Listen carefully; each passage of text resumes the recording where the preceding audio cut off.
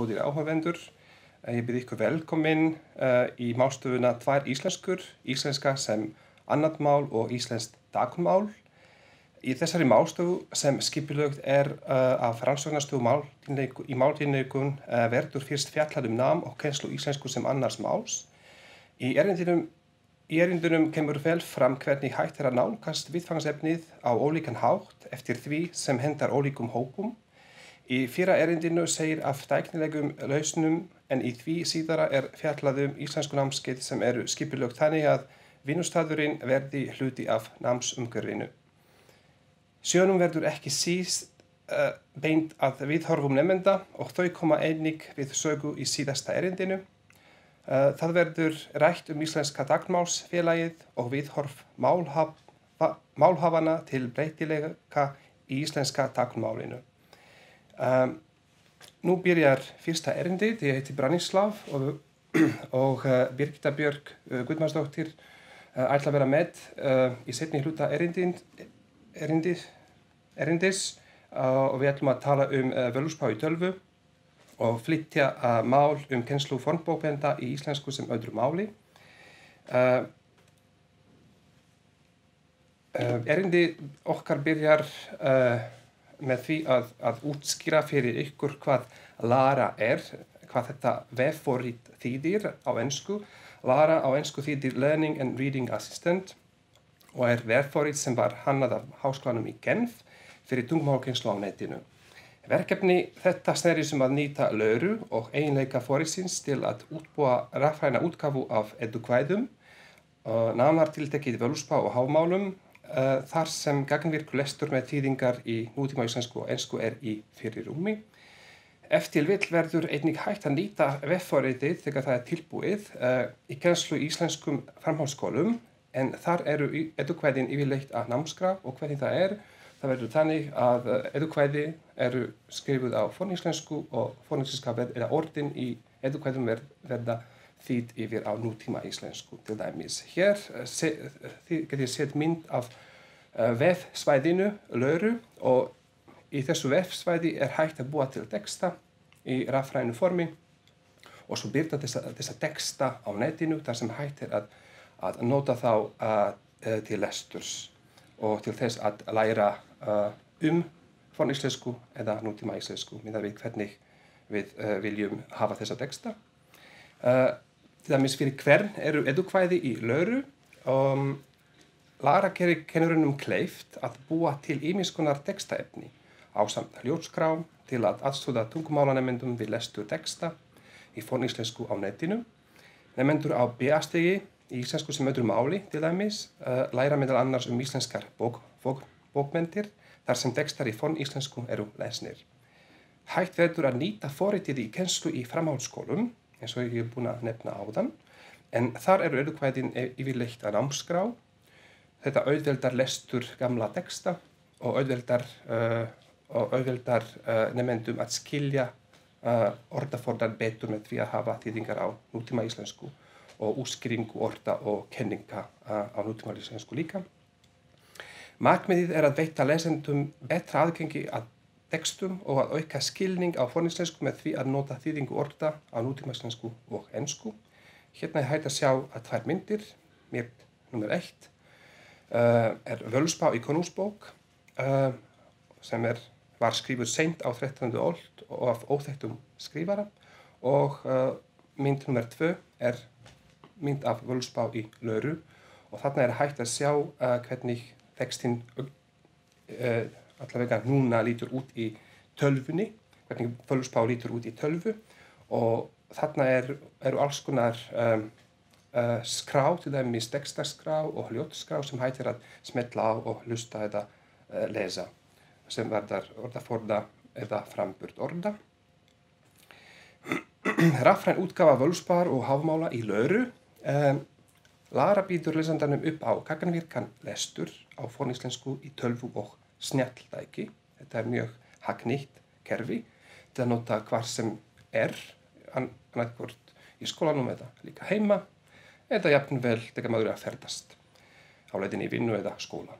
Þýðingar orða og athugasemda á nútíma íslensku og ensku Lara býður lesandanum upp á að hlusta á hljóðupptökur orða og vísna, að skoða orðaforðalista eftir tíðni og í stafrófsröð, það hjálpar sérstaklega kennurum, að skoða hvaða orðaforða nemendur eru að nota eða lesa eða þurfa að læra. Og svo Lara býður lesandanum upp á að skoða lista af öllum skýringum eða athugasemdum við orð og kenningar sem eru í textanum. Þetta er mikil vinna að búa til texta í löru.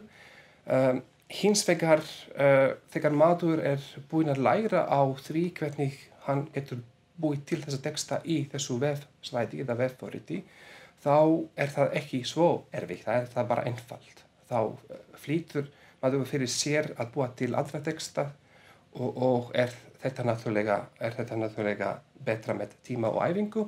En nú ætla ég að biðja Birgittu til að koma fram og segja okkur frá verkefninu sem hún gerði nú í sumar, sem stutt var af Rannís í gegnum Nýsköpunarsjóði námsmanna. Hún ætla að segja ykkur frá því hvernig hún bjó til þessa texta á netinu, í löru, hvað hún notaði til þess að setja inn skýringar og þýðingar og af hverju hún gerði það. Gjörðu svo vel, Birgitta. Takk fyrir mig. Góðan daginn, ég heiti Birgitta Björk Guðmarsdóttir. Ég BNemi í íslensku. Ég vann við þetta verkefni í sumar. Lara hjálpar mjög mikið við skilning á ekki bara flókna orðaforðanum sem Völuspá býður upp á, heldur líka bara orðaforðanum sem að kennarar kannski átta sig ekki á því að nemendur vita ekki. Eins og bara það að í samræmda textanum þá er eins og orðið heimur skrifað heimr. Það getur verið mjög erfitt og flækt lesturinn til muna. Þannig að við settum okkur það markmið að þýða hvert orð fyrir sig í textanum og við gerum það með einhvers konar virkni í forritinu þar sem að við setjum þýðingu á orðinu og hún birtist þegar þú setur bendilinn yfir orðið.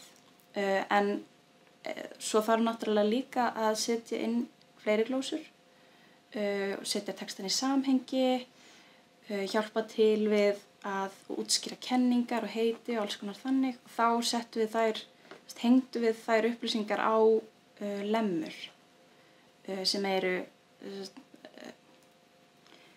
konar hlutlaus form orðanna. Ég ætla að fara aðeins í gegnum með ykkur hvernig viðmótið fyrir lesendur. Þið sjáið hérna á skjánum að þetta viðmótið hjá okkur. Ef þið sjáið efst númer 1, þá eru þær bara örvar sem stýra manni fram og tilbaka í gegnum forritið, gegnum textan. Og svo ef maður ýtir á eins og það sem stendur Table of Contents, þá finnur maður hnappa sem að vísa manni í þarf að komast á Völuspá vísunúmer 43, þá getur þú fundið vísunúmer 43, farið á hana. Númer 2, það sem sagt upptaka sem að í Völuspá það Ingibjörg Þórisdóttir sem las það inn, leikkona og kynningarstýra Árnastofnunar. En í Völuspá þá las ég sjálf inn.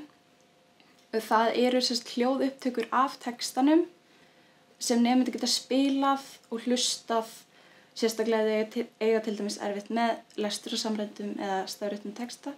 Þá geta þau lesið ásamt upptökunni. En svo eru líka upptökur á stökum orðum, á öllum orðum, sem að fást þegar bendillinn settur yfir orðið.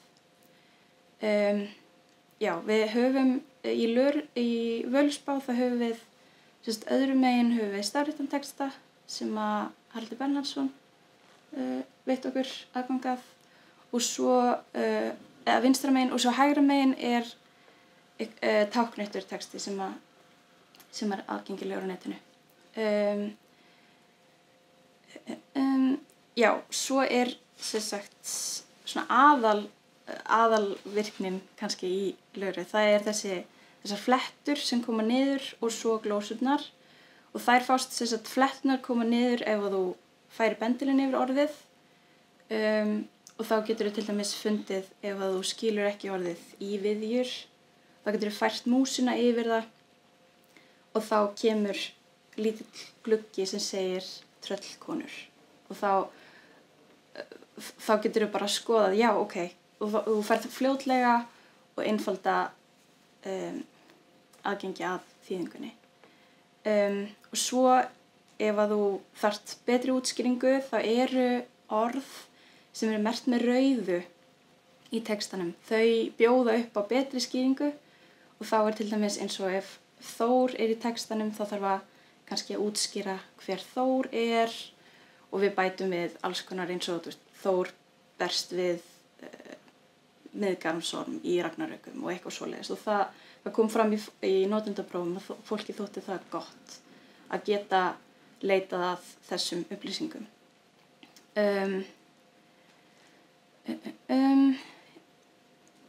Já, svo eru í upplýsingunum þar sem að við hengjum lemrurnar á, þar eru líka hlekkir af vefsíðum, svona orðasöfnum eins og BÍN og Old Nordiske Brosasprok og já, aðalega þeim tveimur þar sem að fólk getur kannski flett, já, þetta orð beygist svona og líka kanna hvort að orðið sé til í nútíma íslensku eða hvort það sé ekki til, það hjálpar líka. En já, og svo eru fyrir neðan orðskýringar, þar birtast þessi orðtíðnilistar og stafrófsröð orðanna sem að lesendur geta kannað og þá líka kennarar. Í sumar var líka þróuð virkni í Löru sem við kalluðum flashcards og þetta í raun og veru ekki bara flashcards, þetta eru alls konar próf og þá sem sagt þetta í raun og veru bara próf þar sem nemandi getur kannað hvort hann þekki orðaforðan, hvort hann sé meðvitaður setningafræðilega stöðu orða, hvort að hvort að þið viti hvar orðið á heima í setningunni. Já, hér til dæmis dæmi orðið vígspá og þá getur nemandinn bæði lesið setninguna og hlustað á hana og svo ákveðið, ég held að þetta sé það sem orðið þýðir. Og það er ekkert lélegt viðmót þegar þú ýtir á rangt. Þú þarft bara að ýta aftur til þess að ýta á vitlaust eða ýta á rétt svar. Það er engin neikvæð viðbrigði eða já. Hér eru niðurstöður úr forprófun sem við héldum í lok verkefnisins eða bæði á meðan því stóð og í lok þess. Og þá sendum við nemendum hlekki af þessum textum og báðum að lesa og lesa eins langt að þau kæmust. Já, því að lesa þetta upp. Það voru svona almennt góð almennt bara góð viðbrögð. Nemendur voru glaðir eða lesendur voru glaðir að sjá þetta og höfðu margir orð á því að þau hefðu kannski vilja hafa þetta þegar þau voru í menntaskóla.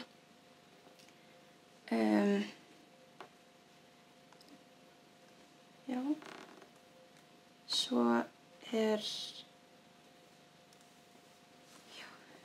Svo kannski bara rétt að nefna að þetta verkefni var samstarfsverkefni með Háskólanum í Genf og Stofnun Árna Magnússonar, íslensku fræðum. Við unnum mikið með tölvunar, svona forritunarteymi í Genf, Emanuel Reiner og Hani Habibi. Þau voru okkar mikil, bara stóðu til styttur kannski. Og svo eru upplýsingar Löru á vefsíðu Genfar Háskóla og eins textar sem hafa verið gefnir út hjá Löru og þá aðalega eins og til dæmis Litli prinsinn og alls konar þannig. Völuspá þar á ensku held ég, já. Við þurfum kannski að fara að birta Völuspá á íslensku og á Hávamál á íslensku. Verkefnið var stutt af Rannís, nýsköpunarsjóði námsmanna og við unnum undir þeim formerkjum. Takk fyrir mig. Næsti maður í ponti. Góðan daginn, komið þið sæl. Ég heiti Guðlaug Stella Brynjólfsdóttir og kenni íslensku sem annað mál á hugvísindasviði og jafnframt verkefnisstjóri Íslenskuþorpsins.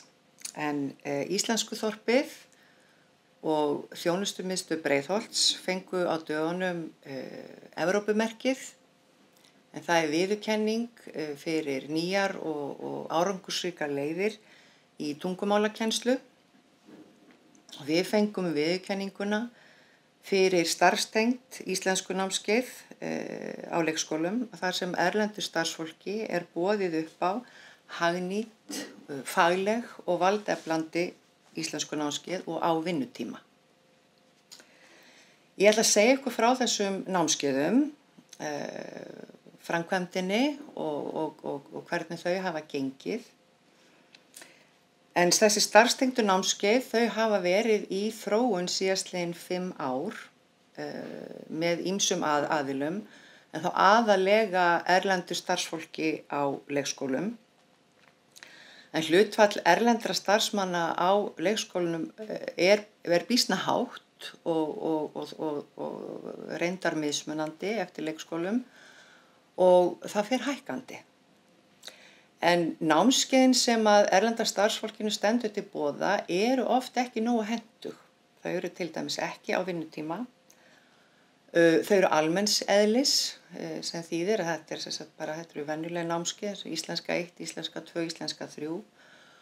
Og það hefur ekki alltaf hentað. Þegar ég byrjaði að kenna þessi námskeið, þá kom mér verulega á óvart hversu margir starfsmenn, erlendir starfsmenn, eru með uppeldismenntun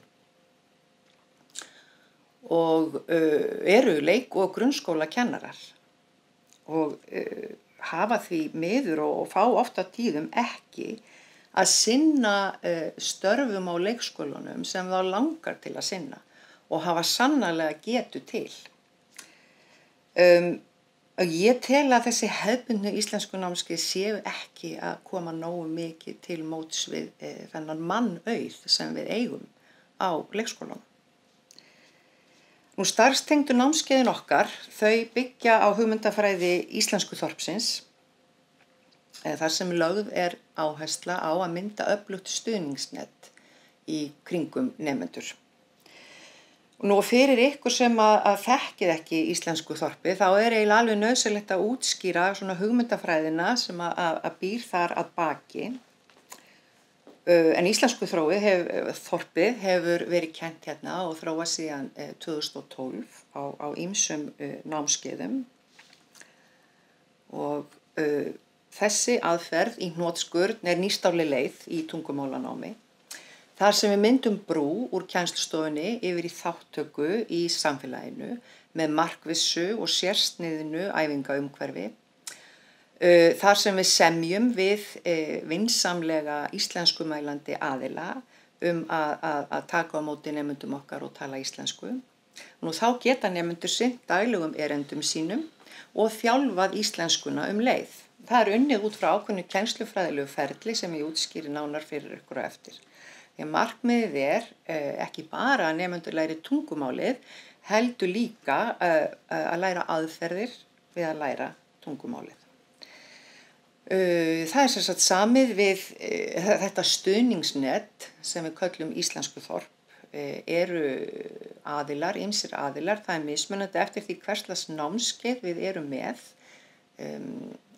Við aðlögum þetta íslensku þorp að nemendahópnum hverju sinni og við semjum við þessa aðila að tala íslensku, sýna þolinmæði og helst brosa og leyfa nemendum að taka samskiptin upp.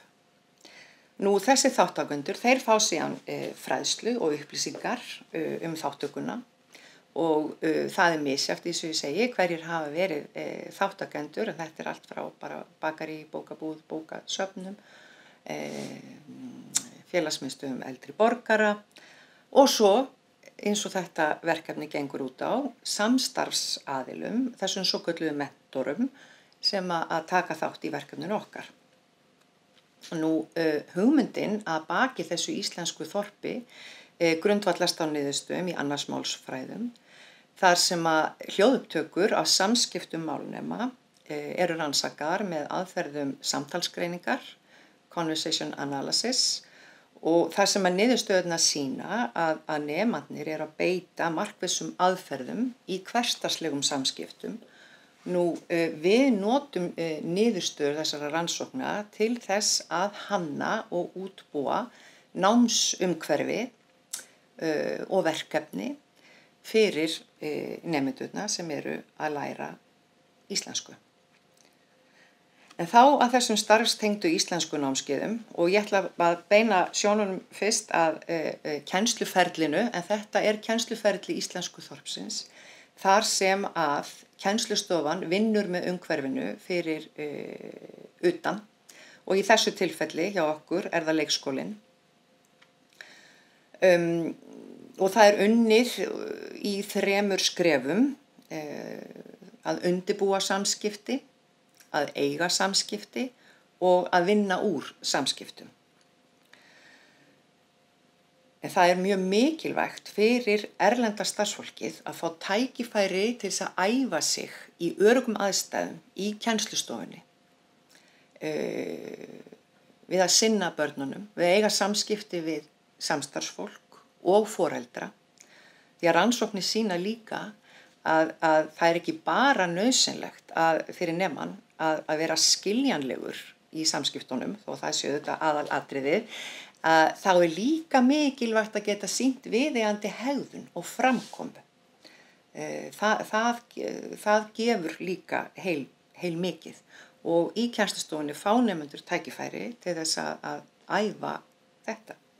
Nú markmiðin með þessum námskeiðum eru þessi 3 efstu sem þið sjáið, fyrst og fremst að efla íslensku kunnáttuna og efla þekkingu og færni í starfinu og svo síðast og ekki síst, það efla sjálfstraust og frumkvæði í starfinu. Og síðan koma náttúrulega þarna markmið eins og að kenna nýjar aðferðir við að læra tungumál, styðja við fjölmenningarsamfélag á leikskólunum, auka hæfni allra starfsmanna í menningarnæmi og auka samfélagslega virkni fólks af erlendum uppruna í vinnunni og stuðla að þekkingu réttindi og skyldur. Og hér sjáum við glæru hvernig þessu háttað hjá okkur. Svona lítur þetta starfstengda námskeið út. Þetta eru þeir þættir sem við tökum á námskeiðinu, auðvitað það íslenskan, númer 1, 2 og 3, og svo þessi fagtengda fræðsla. Og þessar 2 greinar spila saman á námskeiðunum. Ég mun svo útskýra hvern þátt betur fyrir sig á næstu glærum. Síðan það fjölmenningafræðsla. Allir nemendur fá mentor, sem samstarfsaðili sem íslensku mælandi á leikskólanum og nemendur fá kennslu í sjálfstyrkingu og markmiðssetningu og síðan heimsækja kennarar nemendur á leikskólana, minnst 2 svar. Og þetta allt saman gert eftir ákveðnum leiðum. Þetta sem sagt það sem við kennum og það sem við gerum. Nú, ef við kíkjum þá á, eða kannski förum aðeins hérna aftur, þessi skýringamynd, hún, ef þið sjáðu hvar mentorinn staðsettur, þarna í miðjuna, og hún sýnir mjög skýrt hversu mikilvægur mentorinn vegna þess að nemendur vinna verkefni á leikskólanum með mentornum og þetta eru yfirleitt samskiptaverkefni að stæðstum hluta þar sem að nemendur og mentor hittast á stuttum daglegum fundum einu sinni á dag. Nú mentorinn að vinna íslensku verkefni og fagtengd verkefni og sjálfstyrkingarverkefni með nemandanum. Síðan eru þarna heimsóknirnar sem að styðja við þetta allt saman. En ég vek athygli á því að mentorinn fyrir miðju og til þess að undirstrika það hvað hann mikilvægur. Nú íslenskan, hún aðlöguð að þörfum leikskólans og þar sem umhverfið og aðferðir íslensku þorpsins styðja við tungumálanámið. Íslenskukennslan aðallega talþjálfun. Við kennum málfræði en hún svona, já, það ekki mikil málfræði. Við veljum úr þá þætti sem við teljum vera nauðsynlega fyrir leikskólastarfið eins og til dæmis ákveðin sagnorð sem eru mikilvæg í leikskólastarfinu og lýsingarorð, kyn þeirra og svo framvegis. Og við höfum svona flokkað þessi námskeið á mjög breiðu bili á evrópska tungumála rammanum. Þessi námskeið eru ekki fyrir algjöra byrjendur. En við höfum verið svona bilinu frá A2, B1 og alveg upp í C2. Þar sem að samskiptin eru svona á hærra stigi en til dæmis málfræði kunnáttan. En nemendur okkar eiga það sameiginlegt að skilja mjög mikið. En málfræðin kannski ekki alveg nógu góð, en þurfa að auka samskiptin númer 1, 2 og 3. Nú orðaforðin og málnotkunin, þetta kennt í gegnum leikskólafræðin mikið og þar sem að til dæmis læsistefna Reykjavíkurborgar eitt aðal námsgagnið okkar. Hún einfölduð, aðal hugtök og áherslur dregnar fram. Ritunarverkefni eru ekki mörg, þau eru stutt og dagleg í svokallaða góðu bók en nemendur eiga að skrá málnotkun á hverjum degi í þartilgerða dagbók og sem þeir nota svo með mentornum á þessum stuttu fundum. Nú fagtengda fræðslan og valdefling, við kjósum að flokka þetta svona saman vegna þess að markmiðið með þessari fagtengdu fræðslu að valdefla nemendur. Það þarf að gera það. Efla fagvitund og skilning nemanda á starfinu og svo í lok hvers námskeiðs þá sjá nemendur þessa svokölluðu samverustund sem svo mikilvæg í öllu leikskólastarfi. En við teljum mjög mikilvægt að erlendu nemendurnir vinni að því að geta séð samverustund á leikskólanum. Nú fagtengda fræðslan skiptir svona í tvennt, þar sem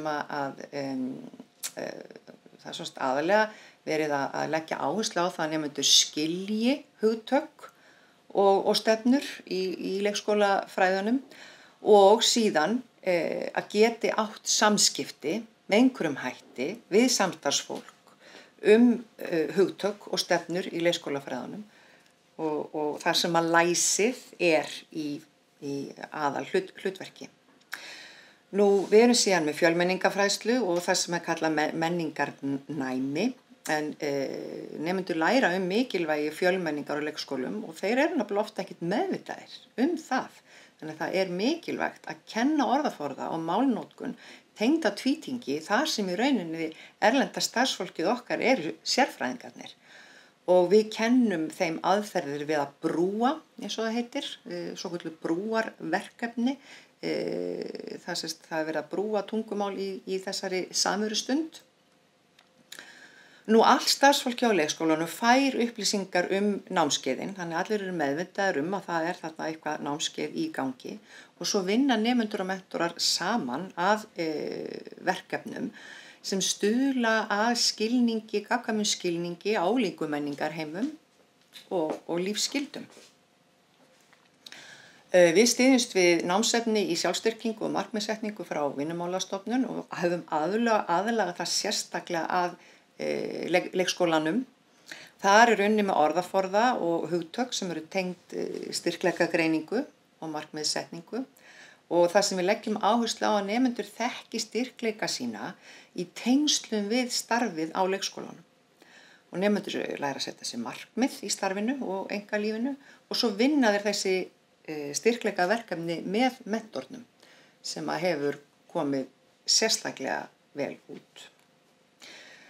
Nú, mentorarnir eru valdir af leikskólastjóranum og okkur kennurunum í sameiningu og nemendur fá oft að koma þar að líka. Og það er svona lagt upp með það að mentorarnir hafi áhuga á að vinna þessa vinnu með okkur. Og draumurinn er að seinna meira þá verði hægt að umbuna þessa vinnu á einhvern hátt. Já, á einhvern hátt. Bara borga sig að segja ekki neitt meira en það. En að því að stuðningu mentorana er lykill að íslenskunni og valdeflingunni á vinnustaðnum. Markmiðið er með þátttöku mentorana að styðja nemandann í íslenskunáminu og að ræða starfið á leikskólanum. Og það eru sem sagt þessi daglegu fundir sem ég minntist áðan sem eru bara allt frá 5 mínútum og upp í kannski 10 mínútur og það er ekki alltaf hægt að hafa þessa daglegu fundi að þá er það kannski annað hver dag og aðeins lengri tími. Þar fá nemendur tækifæri til þess að spyrja út í málnotkun sem hefur komið upp í þessum daglegu störfum og svo eru náttúrulega stundum stærri verkefni sem að nemendur og mentorar eiga að vinna saman. Mentorarnir fá alltaf upplýsingar þegar stór verkefni er að ræða frá kennaranum, þannig þeir viti hvert hlutverk þeirra er í þáttökunni. Nú, eins og komið fram áðan, þá heimsækir kennari nemendur á leikskólan og markmið með þessum heimsóknum er náttúrulega fyrst og fremst að styðja við nemendur og ekki síður líka að vera að vekja athygli á námskeiðinu og vekja athygli á því að nemandinn er að læra íslensku. Nú, það er þá auðvitað, og svo auðvitað þetta útskýra fyrir nemandanum og mentornum hvernig þeirra samstarfi á að vera háttað og hvað við ætlumst til og veita ráðgjöf og svo framvegis. Nú, þarna getum við líka einstaklingsmiðað íslensku kennsluna. Ef það er eitthvað sérstakt atriði í íslenskunni sem við vitum að nemandinn þarf að leggja áherslu á, þá er gott að taka á því og þessum fundum og svo er það náttúrulega bara að veita aðhald og síðast en ekki síst að hvetja og hrósa. Og á þessum fundum þá fær nemandinn þetta svo kallaða formlega leyfi til að spyrja. Það er ekkert alltaf alveg ljóst. Má ég spyrja núna, á ég að spyrja á morgun, má ég bara yfir höfuð spyrja? Þannig að þarna er öllum gert ljóst að það má spyrja. Það er partur af þessu öllu. Nú, hér koma nokkra myndir svona úr starfinu, þar sem þið sjáu náttúrulega barnabækur, íslenskar og erlendar eru auðvitað nýttar. Annað starfsfólk á leikskólanum er líka fengið til liðs við verkefnið þó að sé ekki beinlínis mentorar og þarna sjáu þið mynd til að mynda af einni heimsókninni þar sem við erum saman komin nemandi, mentor og kennari. Nú, við höfum gert kannanir eftir námskeiðin og við höfum gert kannanir eftir námskeiðin þar sem nemendur náttúrulega taka íslensku próf og mentorar og stjórnendur svara spurningum og við höfum einnig tekið viðtöl við þá. Við höfum svona flokkað þessar niðurstöður og það kemur þetta bara mjög áberandi 3 atriði í ljós. Og þessi 3 atriði þannig sem þið sjáið efst og búið að svart letra, það að það taka allir eftir auknu sjálfstrausti mjög fljótlega eftir að námskeiðið byrjar. Og nemendur eru duglegri að spyrja spurninga tungumálið og starfið og svo þetta að nemendur töluðu meiri íslensku, já, og enskan var notuð minna og minna eftir því sem leið á námskeiði en það bara alveg næsta stóra verkefni hjá okkur. Það ótrúlega skrítið að koma inn á leikskólan og það sem allir eru að tala ensku og þetta eitthvað sem við verðum að taka á. Nú, síðan talað að námskeiðið hafi verið jákvætt fyrir fjölmenningu á leikskólanum og kveikt áhuga á að starfa meira með fjölmenningarverkefni. Og síðan voru það náttúrulega ekki allir erlendu starfsmennir sem að taka þátt í þessum námskeiðum. Þetta var svona svolítið áhugavekjandi fyrir aðra að fara líka á námskeið. Nú starfsfólki kynntist nemendum betur, menningu þeirra og persónulegum högum. Hér hef ég sett inn glæru með svona dæmi þessar umsagnir. Ég ætla ekki að lesa í gegnum þetta en þið kannski sjáið þarna þetta svart letraða og í rauninni styður bara við glæruna á undan. Og já, en þá það þetta í rauninni, þetta síðasta glæran áður en að þið sjáið stutt myndband og bara þetta svona niðurstöðnar af þessu og ekki bara þessu verkefni. Það bara almennt vitað í rannsóknum að tungumálið eitt öflugasta verkfærið fyrir fólk af erlendum uppruna þegar kemur að valdeflingu og samfélagslegri þáttöku. Starfstengd íslensku kennsla á vinnustöðum ásamt öflugum stuðningi mentora stuðlar ekki bara að aukinni málkunnáttu, heldur einnig auknu frumkvæði og bættri sjálfsmynd. Og næst ætla ég að sýna ykkur örstutt myndband sem að Rannís tók saman þetta verkefni af því að við hlutum þessa viðurkenningu fyrir námskeiðin og í þessu myndbandi viðtal við okkur kennarana, við nemanda, við mentor og við leikskólastjóra.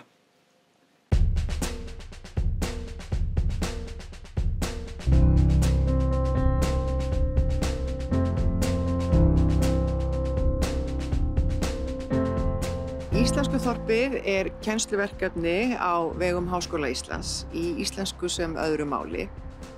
Íslenskuþorpið svona eins og millistig frá kennslustofunni og út í raunveruleikann í samfélaginu. Í þessu íslenskuþorpi fá erlendir nemendur tækifæri til þess að æfa sig í íslensku. Við semjum við fyrirtæki, einstaklinga og stofnanir það að taka á móti nemendum okkar og tala íslensku. Ég mjög þakklát að hafa tækifæri að fara í þessi námskeið.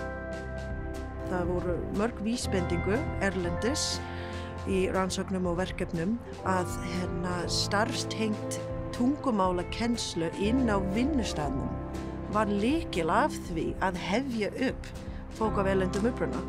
Ég myndi segja að ég búin að bæta mig mjög mikið í málinu og bæði í málinu og í starfsstarfi í leikskólanum.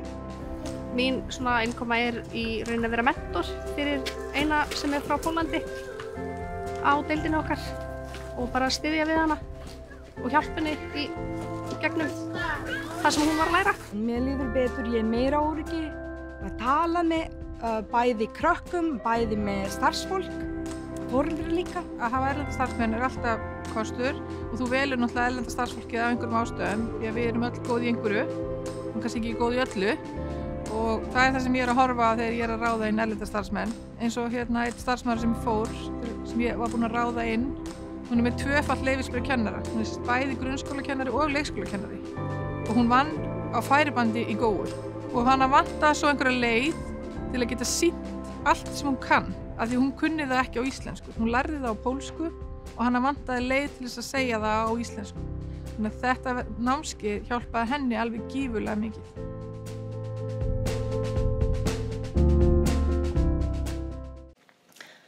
Og þá segi ég bara takk fyrir og býð næstu upp í pontu. Já, komið sæl, ég heiti Rannveig Sverrisdóttir og er lektor í táknmálsfræði við Háskóla Íslands og ég ætla að tala hér viðhorf og málstefnu í íslensku táknmálsamfélagi og það Árný Guðmundsdóttir sem ætlar að túlka erindi mitt yfir á íslenskt táknmál. Nú, samfélagið sem hér ræðir, samfélag ITM eða íslenska táknmálsins, lítið málsamfélag. Þar eru einungis 250 málhafar, það að segja sem hafa málið sem fyrsta mál. Og í þessu samfélagi þá hafa orðið ýmsar breytingar undanfarin ár og áratugi og margar þeirra hafa bein eða óbein áhrif á málið sjálft. Fyrst að nefna að mál sem einu sinni var bannað, hreinlega bannað að nota, það hefur hlotið stoð í lögum og þau lög eru frá 2011 og höfðu þetta bein áhrif á stöðumálsins og réttindi þess. En ekki kannski jafn mikil á viðhorf stóra samfélagsins eins og við höfðum vænst og það kemur fram í nýlegri grein sem birtist á síðasta ári að væntingar málhafana sjálfra þær voru ekki uppfylltar vegna þess að þó að lögin tryggðu ákveðna stöðu þá voru viðhorfin í samfélaginu ennþá neikvæð. Nú aukin tækni, hún gefur kost á mun meiri samskiptum með táknmáli. Það hægt að hringja eða talast á í gegnum tölvu eða síma og nota bara táknmál, þá þarf ekkert ritmál eða rödd. En hins vegar hefur málhöfum líka fækkað vegna aukina tækninýjunga. Það ekki þó þannig að málhöfum í samfélaginu hafi fækkað vegna þess að hingað til lands hafa flutt margir erlendir döf sem hafa þá annað táknmál sem sitt fyrsta mál og tala nú íslenska táknmálið sem sitt annað mál og margir þeirra eiga börn sem eru þá tvítyngd alast upp með tvö táknmál og eru hér í grunnskóla. Þannig að þessi málhafar hafa ekki bara stækkað íslenska táknmálsamfélagið heldur líka aukað það. Og svo eru þetta heyrandi sem tala íslensk táknmál þegar erfitt að meta hve margir en allavega einhvers staðar á annað 1000. Og allt þetta hefur eða getur haft víðtæk áhrif á þróun íslenska táknmálið og núna þegar hafin vinna við málstefnu íslenska táknmálsins þá rétt að skoða og staldra við hvað eina sem getur haft áhrif á hana. Nú málnefndum íslenskt táknmál var skipuð í kjölfarlagana 2011 en starfshópur málstefnu tók ekki til starfa fyrir nú á þessu ári. Og honum mæta ýmsar áskoranir. Við erum með lítið rannsakað mál og margt sem að við vitum ekki og kannski rétt að nefna það að ég siti í þessum starfshópi. Mikilsverður þáttur málstefnu lítur að málstöðlun og táknmál eru yfirleitt frekar lítið stöðluð og lítið vitað staðarinn. Þannig að það eitt af því sem við þurfum að horfa til. Til staðarmál, hvernig ætti málstöðlunin að vera? Og til þess að málhafan sé unnin í sátt við málhafana sem er mjög mikilvægt, þá skipta viðhorfin miklu máli, viðhorf í víðum skilningi til málbreytinga, tilbrigða og svo framvegis. Og einnig hvort það sé samræmi á milli þessara viðhorfa og málhegðunar.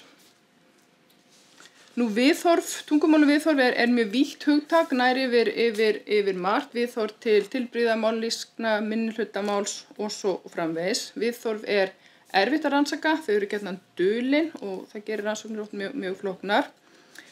En Hill sem hefur rannsakað bandaríska táknmálið, stundar rannsóknir á ASL, sem sagt hann talar við getum talað tvenns konar skynjun við mat á ólíkum afbrigðum í málum. Annars það skynjun á afbrigðinu sjálfu og hins vegar það sem mætti kalla staðal ímyndunarskynjun á þeim félagslega hópi sem notar afbrigð. Það mjög erfitt að greina á milli viðhorfa til málsins og svo málhafana sjálfra eða hópsins. Og kannski í þessu samhengi þá rétt að nefna rannsókn sem að sem var eiginlega brautryðjendarannsókn í viðhorfum á táknmálum í Bandaríkjunum líka, gerð af Lucas og Valli 1989, það sem kemur fram að ytri viðhorf í samfélaginu, þau hafa áhrif á málhafana sjálfa. Það var vitað að það hefur áhrif á táknmálsmálhafa þegar heyrandi eru til staðar, þeir breyta gjarnan máli sínu, en í þessari rannsókn 89 þá kom fram að þeir breyta líka oft máli sínu innan málhafa úr eigin samfélagi, og það eru svona áhrif úr samfélaginu utan, hugmyndur hvað er gott og vont og þessar staðalímyndir.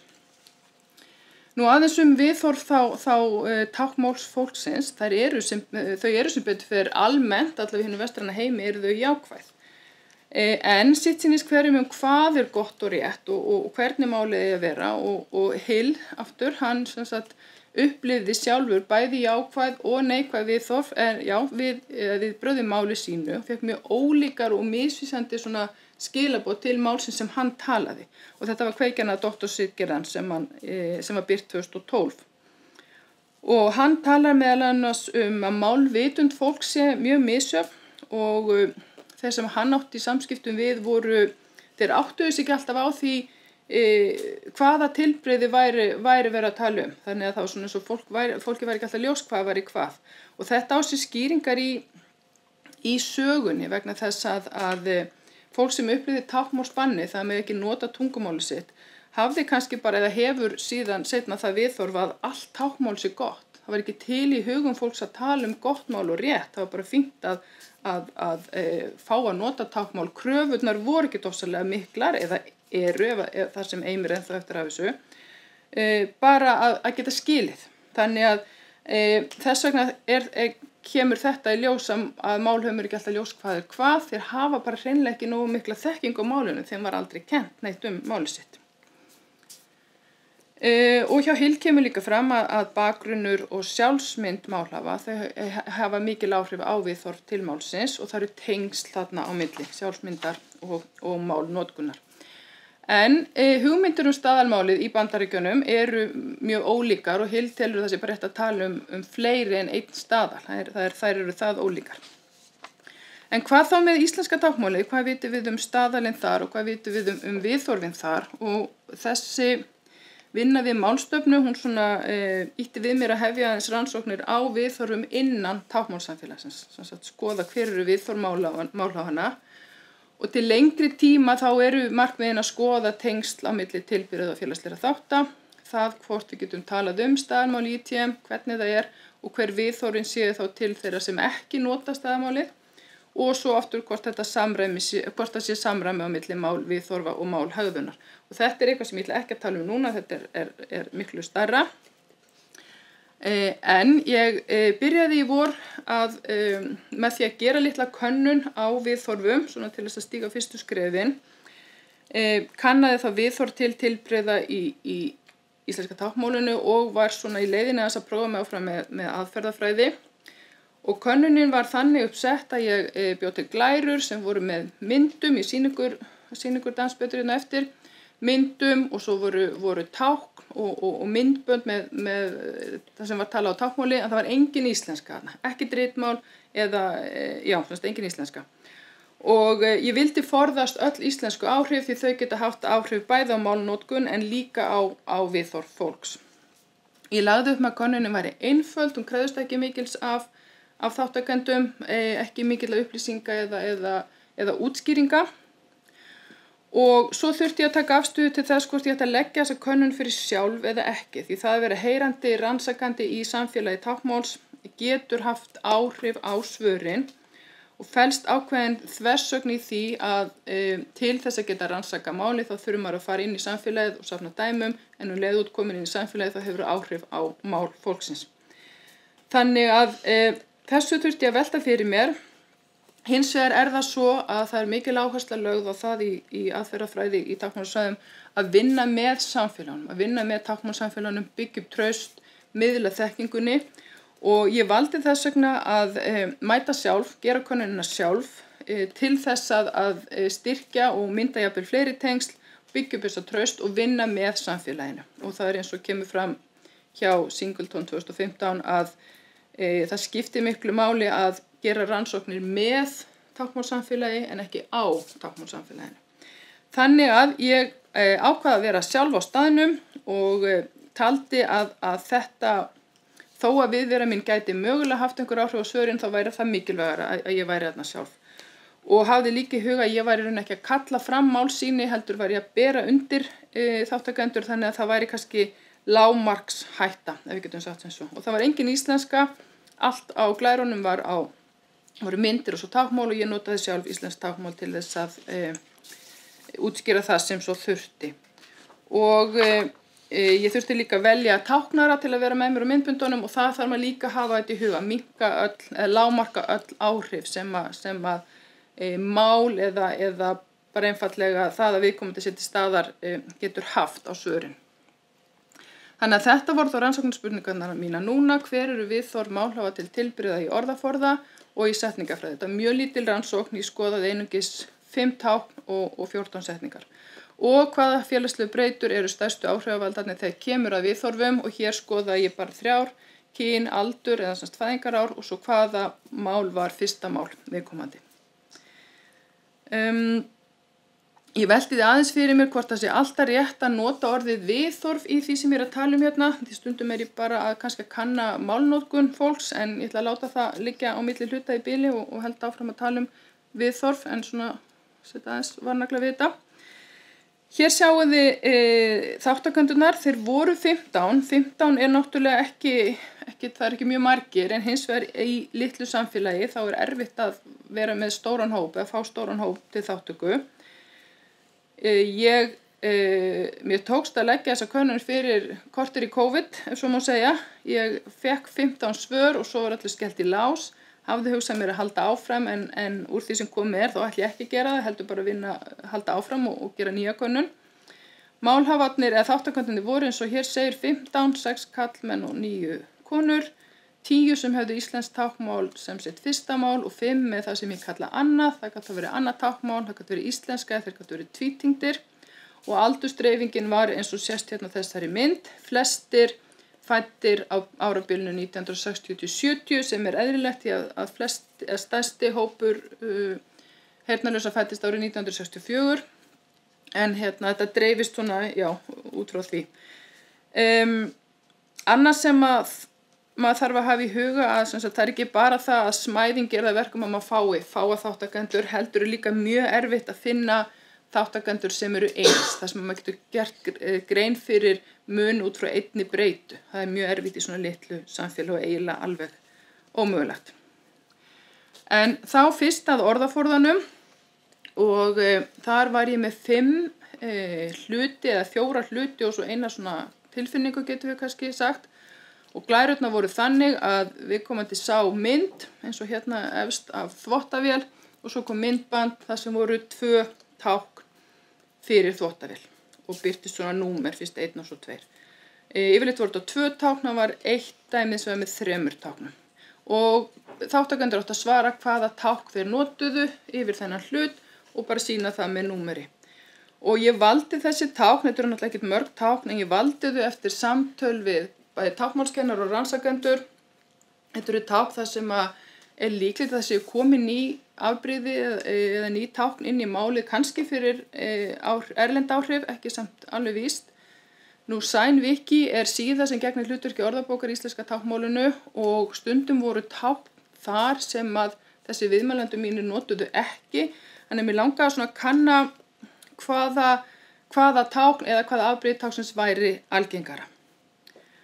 Og ég ætla ekkert að fara í gegnum þetta nákvæmlega, ekki tími til þess, en þið sjáu hérna aðeins að það er nú yfirleitt meiri hluti sem velur eitthvað ákveðið tákn. Það er engin heildarniðurstaða úr þessari könnun en það kom samt ýmislegt áhugavert fram fyrir hvert orð eða hvert tákn sem mig langar að skoða aðeins betur. En ég ætla að gefa ykkur hérna eitt dæmi við táknið fyrir þvottavél. Þar er táknið sem ég kallaði tákn 1 og tákn 1 því bara það birtist fyrst í myndbandinu. Það er táknið sem er á SignWiki en viðmælandinn sem ég talaði við því að undirbúa rannsóknina notar ekki það tákn. Tákn 1 virðist vera stytting úr tákni 2. Það eru 10 af 15 sem segjast nota tákn 1 en 5 segjast nota tákn 2. og þeir sem að nota tákn 2 eru á báðum kynjum, allir hafa íslenska táknmálið sem fyrsta mál og eru allir fæddir fyrir 1970, eða fæddir 1970 eða fyrr. Það bendir til þess að tákn 2 sé eldra og hitt sé kannski að tákn 1 sé að taka yfir eða ryðja sér til rúms. Nú þá eru það setningar og þar var ég með 14 setningar í 7 pörum, það sem var tilbrigði í setningagerðinni. Og hér bað ég þátttakendur bara að nota þumalinn, segja mér hvort þeir væru ánægðir eða sáttir með setninguna eða ekki. Engin íslenska, ekki einu sinni nota táknmál, bara þessi merki. Og ég sagði líka fólk að þetta snerist ekki um hvað verið rétt eða rangt, heldur bara hvort í líkaði við eða var sátt við eða samþykkti setninguna. Og setningarnar voru spilaðar og stoppaðu hverju eina þannig að það átti viðkomandi að svara og þeim var raðað þannig að tilbyrða sömu setningu komu aldrei saman. Og ég ætla að sýna ykkur hérna allar gerðirnar en ég ætla ekki að ræða þær allar, sjáu samt hérna tölurnar yfir hvað samþykkt og hvað ekki. Fyrst eru hér, það voru ekki nefnilega fyrstar í prófunu, en fyrst á glærunni eru setningar sem sýna tilbrigði í orðaröð, sem sagt lýsingarorð og nafnorð, hvort það var í lagi að segja bæði rauður hattur og hattur rauður og mjög margir samþykktu báðaraðirnar. 3 höfnuðu setningunni með nafnorðinu á undan og þeir eiga allir sameiginlegt að vera fæddir á árabilinu 1970 til 80. Nú næsta par, það sýnir notkun aðaltengingarinnar og hér verið að kanna viðhorf málhafa einmitt til þess að nota tákn fyrir þessa tengingu og. Sumir málhafar telja nefnilega óæskilegt að vera með tákn fyrir samtengingar eða aðaltengingar og í staðinn eigi bara að nota færslur í líkama, það sé rauninni nóg til að tjá tenginguna. Þannig að aðrir hafa sýnt fram á það að þetta talið óæskilegt af sumum. Nú fyrri setningin hér, epli, appelsínur, án tengingar, aðeins með líkamsfærslu, hún var önnur setningin í prófunu sem allir samþykktu, allir sammála henni. Seinni setningin, epli og appelsínur, notkun með þessari tengingu, þá voru 9 sem samþykktu en 6 sem voru ekki sáttir eða höfnuðu. Og þeir voru allir fæddir á bilinu 1960 til 80. Einhverjir sem voru fæddir á bilinu 60 til 70 samþykktanna en allir sem voru fæddir 70 til 80 höfnuðu þessari setningu. Og í grein sem birtist árið 2014 eftir Kristínu Lenu Þorvaldsdóttur og Elísu Brynjólfsdóttur þá fjallað einmitt notkun aðaltenginga í ITM og þær segja að mest sé notkun þessara tenginga hjá þeim sem eru fæddir eftir 1978 þó að málhafar úr öllum kynslóðum geti notaðar. En hér sem sagt samþykja allir sem eru fæddir fyrir 1960 setningu með þessu tákni. Og hér kemur aftur að það ábyrjandi að svör þeirra sem eru fæddir 1970 til 80 eru svona aðeins öðruvísi.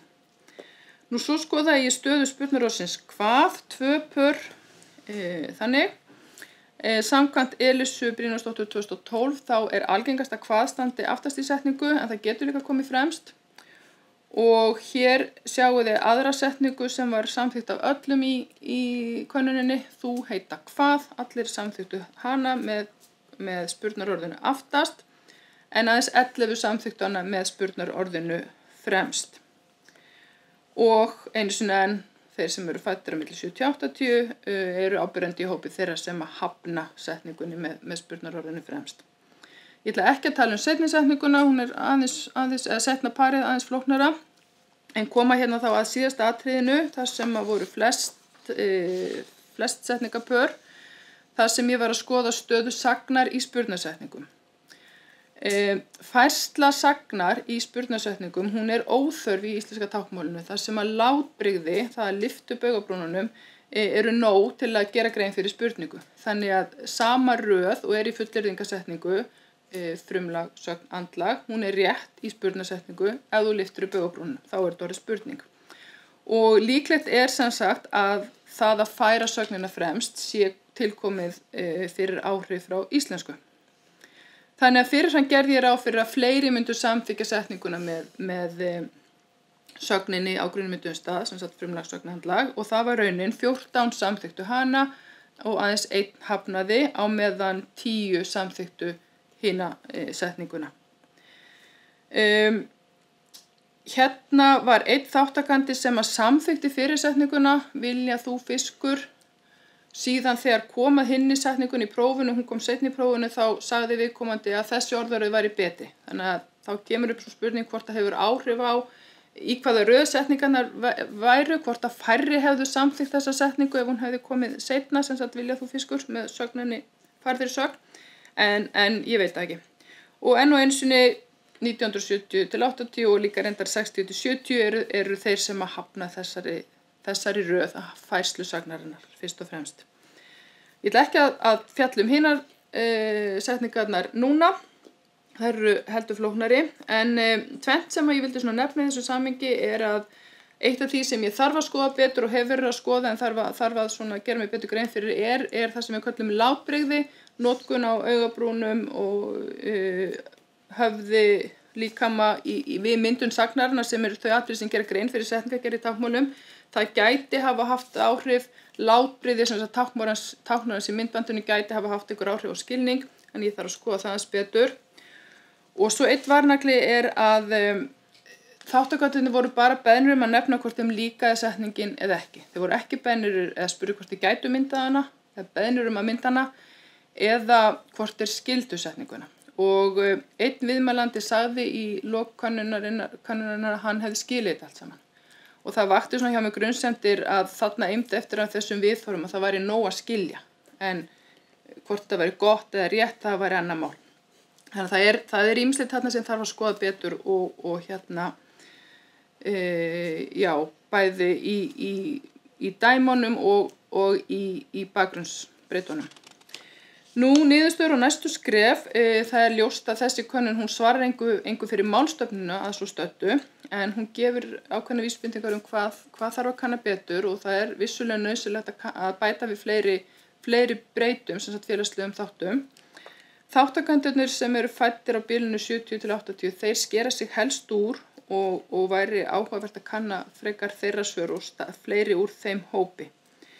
Það er þó rétt að nefna það að þessir þáttakandur eru alls ekki einsleitir, þannig að þetta er ekki eina breytan, en þannig að þeir eru, það er svo margt annað sem getur haft áhrif heldur en bara fæðingarárið. Nú næstu skref eru held ég að taka viðtöl við líklega örfáa þáttakandur til þess að rýna betur í svona ákveðin vafaatriði og fá betur útskýringar kannski á einhverjum þáttum og kanna svo fleiri setningar og tilbrigði sem að útiloka þá ákveðin vafaatriði. Það kom upp þarna eitthvað sem ég áttaði mig á að gæti haft áhrif á svörin. Nú, þá er bara að þakka fyrir. Ég vil gjarna þakka öllum sem lögðu mig lið í þessari könnun og ekki síst málhöfunum sem tóku þátt. Og þá er þessari málstofu lokið og við þökkum fyrir áheyrn og áhorf.